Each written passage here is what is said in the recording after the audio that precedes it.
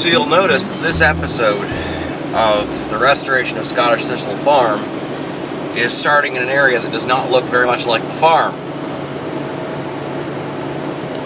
I'm presently about 50 miles outside of Barstow, California, and this is the beginning of the great change for us. We are in the process of moving to Seattle. So I basically drove through the night from Phoenix, took a little cat nap, and now waking up and watching the sunrise behind me. And I'm running our first load of stuff up to Seattle. And this is going to be it's a bit of an exciting trip, not only because we're getting started, but also because I don't know if we're going to have a house when we get there or not.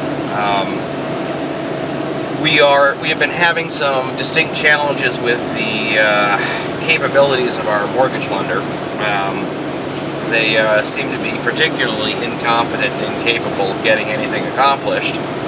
And by the time I arrive in Washington, we should have closed on our mortgage. Now, the thing is I don't know when I arrive in Washington whether or not we will successfully close. So I may or may not have a house when we get there. But for now, it's simply a matter of driving north and enjoying the scenery. It was nice to pass out of Arizona last night, and right now we're driving through basically the great desert of California. This is the northern part. I'm on I-40, and this is a section I've never driven before. I'm trying a new route to avoid Los Angeles, and so far I like this highway. It's just me and semi-drivers, because I've got a trailer in the back with one of my project cars because I also do auto restorations. And I'll just share with you kind of the view that I'm looking at this morning.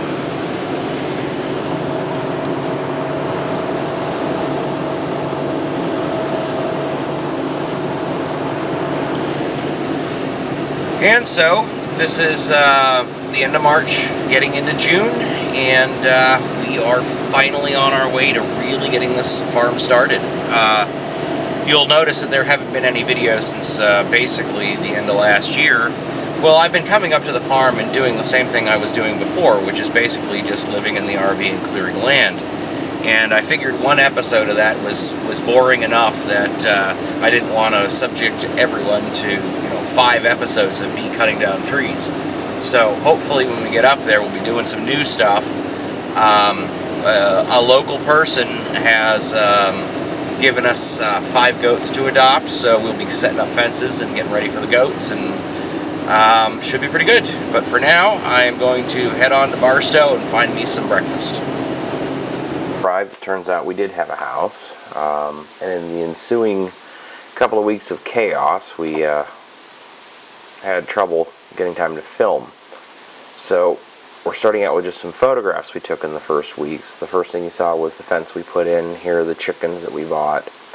The chickens turned out to be the first great hit with the kids. Everybody loves the chickens. And this was the first night when we were teaching the children how to pick up and hold a chicken without hurting it. These hens are about a month and a half, 2 months old, and they will be going down on the farm soon. Right now they're in the house. And the first thing we had to do on the farm was basically just clear land. This is the area that I spent the winter clearing.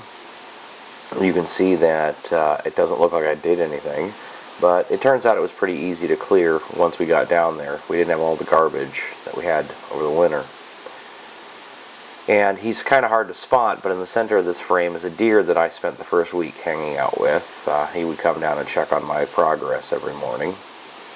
And like I said, the chickens were a big hit. The kids started taking them out into the backyard every day for the chicken constitutional, and they'd hang out with the chickens and give them all names. And we had to make our first major purchase. We needed a livestock trailer, something to get the animals that we were acquiring from point A to point B. Now, compost is a fantastic thing. The dilemma we had is that we just didn't have any on the farm, so we had to go bring some in. You can see it steaming. And these are our first goats that came in. This is Percy and Byron, the 2 little wethers. Their mom is nearby. And now everybody loves the baby kids. My wife just was squeeing all over them. I think my favorite part about the picture is the butthurt baby face in the background. But she loves the goats too. We of course need to keep a closer eye on her around the goats, mainly because they're about the same size but differences in strength. And these are the Nubians that we adopted. We call them collectively the Chuckleheads. They're a great bunch of guys. And this is my wife's llama. This is Allie McBeal. You can see that she was not happy with us on the day she came back to the farm, as judged by the expression on her face. And farming is definitely hard work. We got a shipping container to store our stuff in, and one of the first things that stored itself was my boy taking a nap. We started our cattle concern. This is 2 yearling heifers that will be mated later in the year. And the veggie patch is in and started. You can see that the soil is pretty sandy, so we've gone ahead and put the compost over top with raised beds, and we're getting our seedling starts.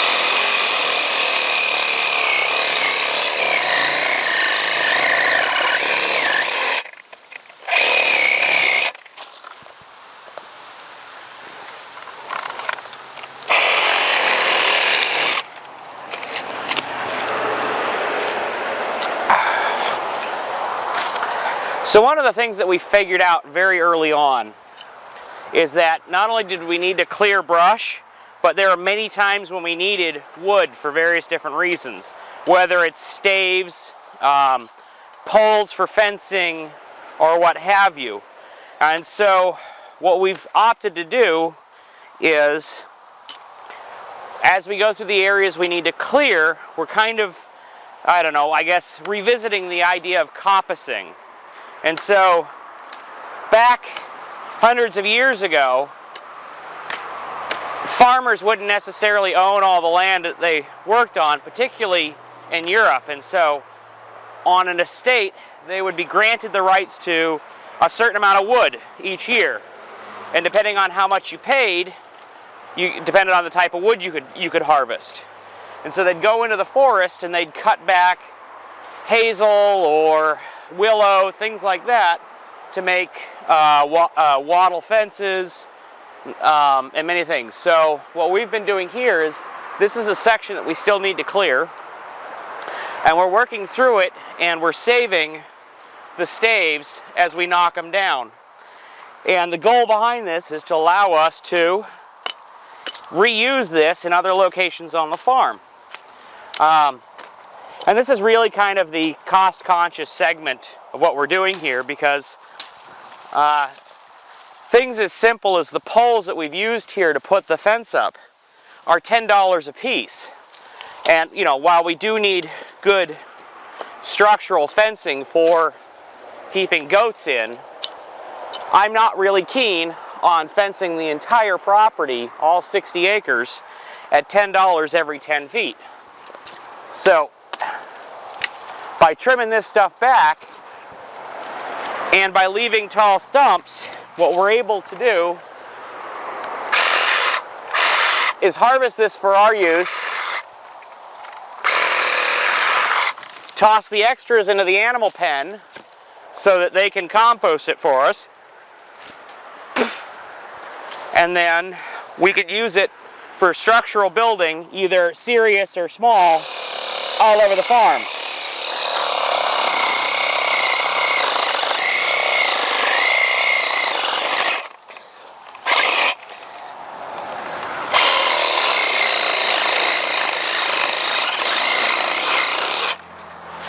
And this level of woodcraft, it doesn't really need heavy-duty equipment like chainsaws and the like.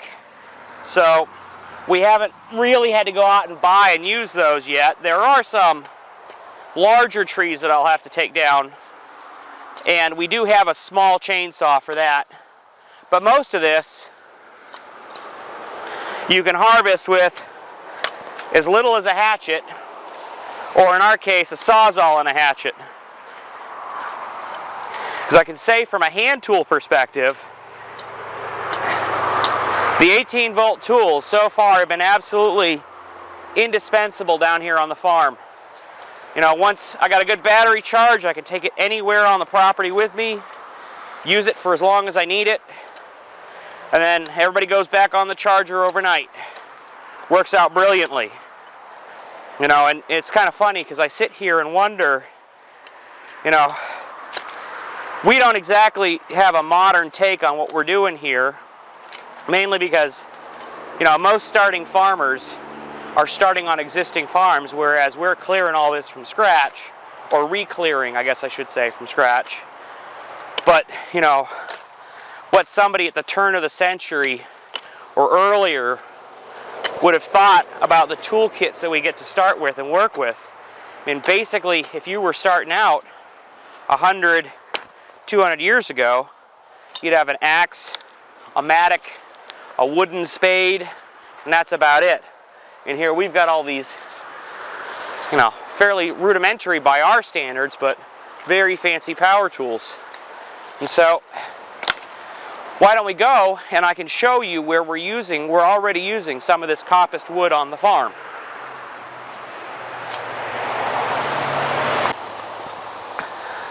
So right now we're back in the garden, we're prepping seed beds. You know, I would have loved to have been able to just straight till the soil, but the truth of the matter is, in this area, which just happens to be the area I cleared over the winter, it's a lot of sand. So there's not very much organic matter. So what we went ahead and did is we contacted a local supplier who supplied us with good, nice organic compost. And what we're doing is simply putting raised beds in. Part of this, what I wanted to do is I wanted to experiment with some high density and square foot gardening to see how much of a yield I could get compared to more of a traditional row cropping. Obviously we are at the very beginning of the season and we have yet to find out. So in front of me we've got our first 6 beds set up, and what we did is, since we arrived so late in the season, we couldn't start our own seedlings from scratch. There's a farm supply, or farm stand up the road who seeds their own starts every year, and at the end of their sort of sales season we went ahead and just kind of cleaned them out. Got enough to fill 3 beds. What you're looking at predominantly is some yellow corn, green cabbage, tomatoes, kohlrabi, peppers, and a little bit of kale up there. This whole bed here is entirely tomatoes.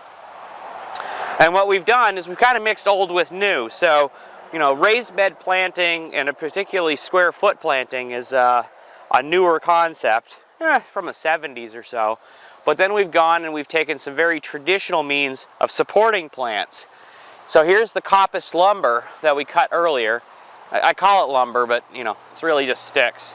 And we've bound everything together using twine, and then we've set these twine supports. And the way that this works is, as the tomato plant here grows up, what you do is you simply slip the twine around the plant and it'll continue to grow upwards until it's supported. And so far these guys have basically been in the ground a couple of days. Hasn't been a lot of time for them, but so far I can tell you the tomatoes look a lot happier than they did when we brought them down here. We've lost a couple of the corn plants, and back here we're starting our first seedling plot. So you know, it's getting close to June now, so we'll start putting in some of our winter crops. We'll do carrots in this one because it's a taller bed, and then in front of it we're going to start a few more beds and put in more spinaches if we can get away with it with the heat, and lettuce, something that we can bring to market later in the year.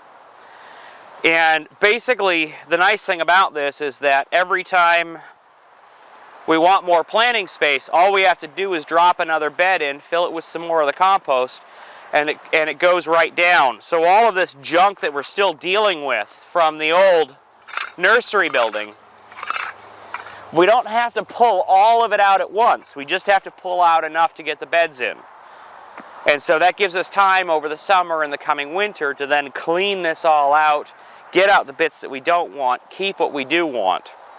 The other piece that we're going to do here is that there's a trench cut along here. That's going to be a chicken wire surround, and it'll serve 2 purposes.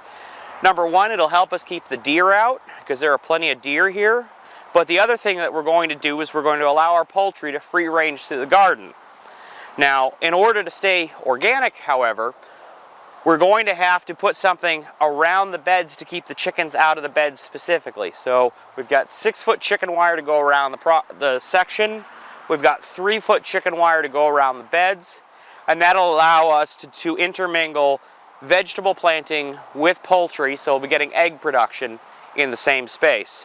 Additionally, they'll eat all of the weeds that we pull out of the beds.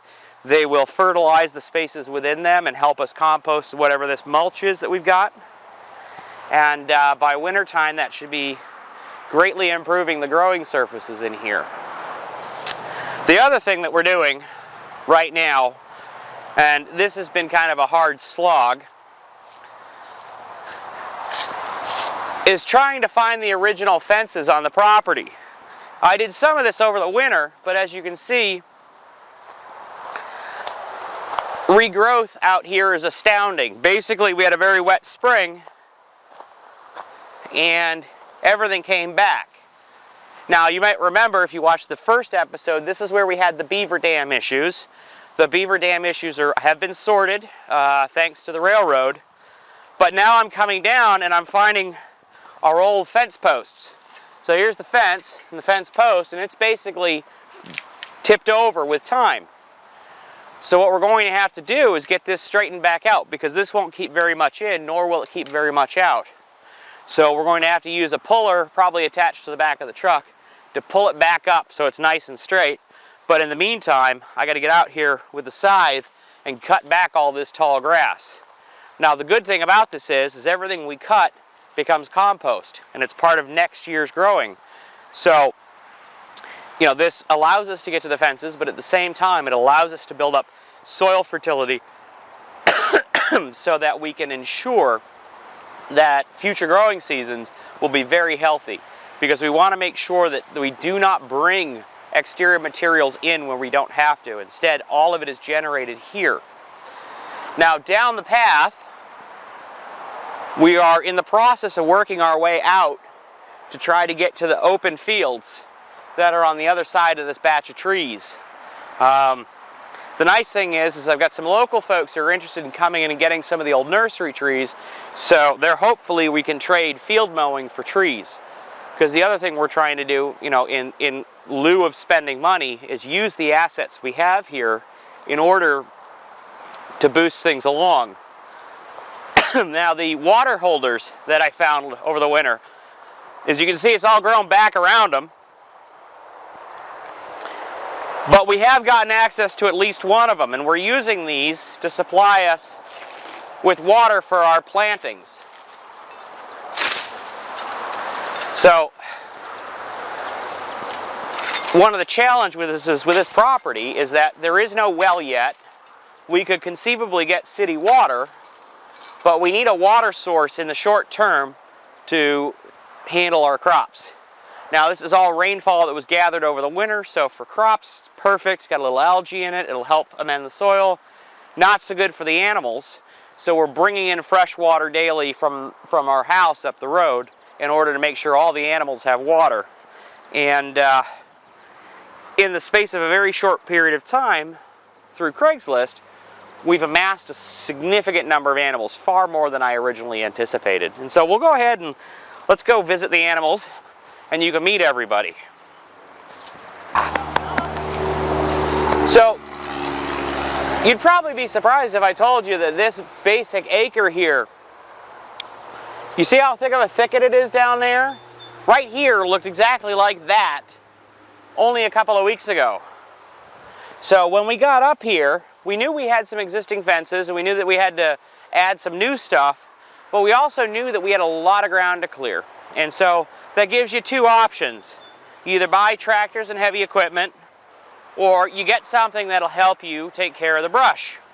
In our case, we decided to go for goats. So what we did is, you know, on a limited budget, we went ahead and said, put an ad out on Craigslist and said, we're starting a farm. What we're looking for is animals to help us, you know, on the farm. And we got these 5 guys from a lady who was keeping them as pets and had to travel for work, so she couldn't keep them anymore. And then you see Shiro back there. She's an old dairy goat And she came to the farm with her 2 baby wethers because she had been retired out of the dairy herd because of a recurrent mastitis issue. And then beyond that, we've acquired other animals. So it's kind of nice. Thanks to Craigslist, we've gotten 8 free goats. I'll be picking up another one tomorrow. We got a llama for my wife. She's wanted a llama for 20+ years, and she got a rotten llama.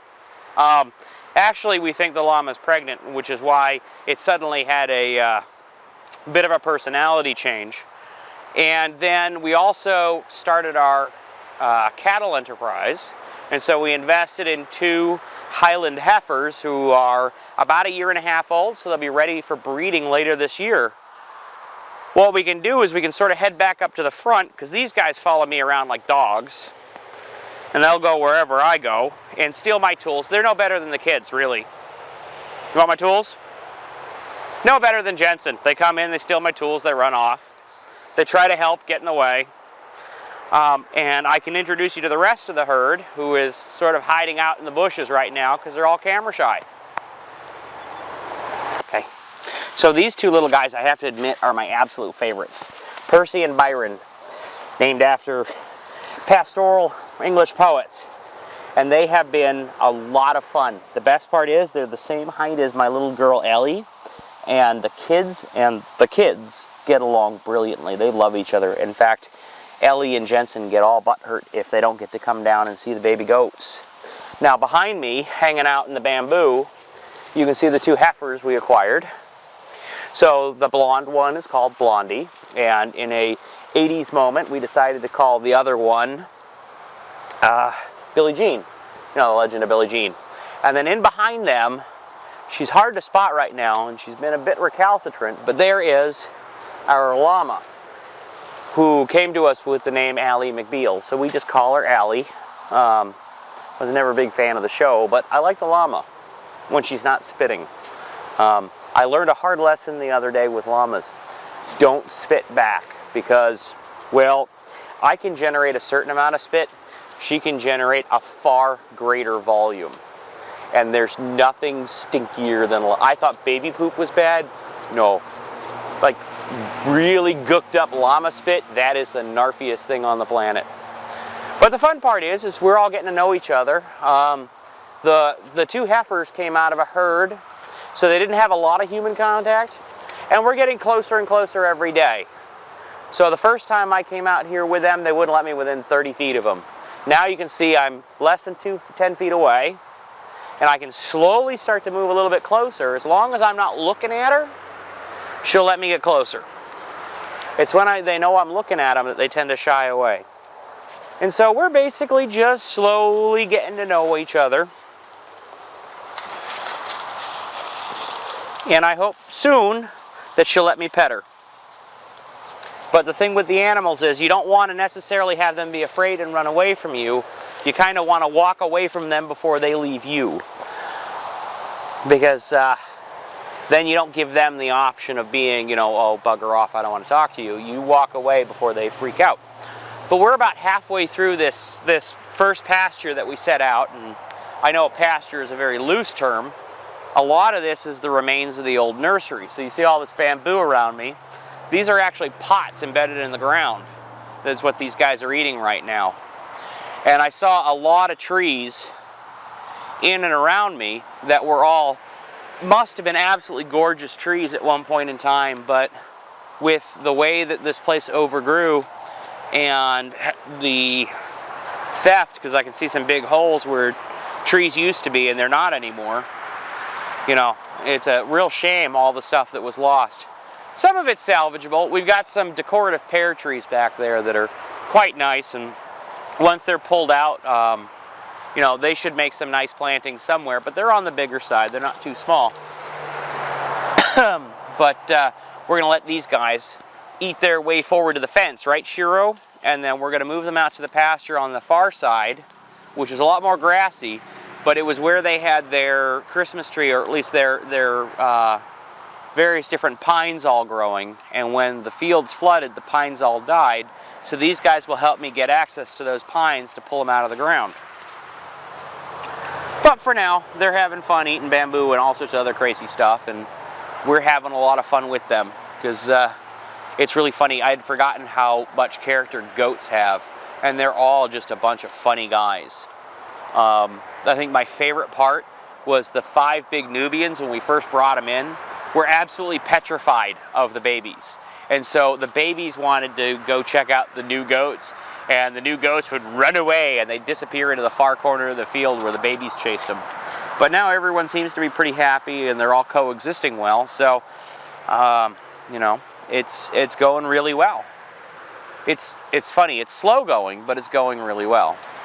But I have to say, I'm not keeping up my end of the bargain. The goats are clearing far faster than I am, so at least right now the employees that we have here are doing their job. It's the boss that's the slacker.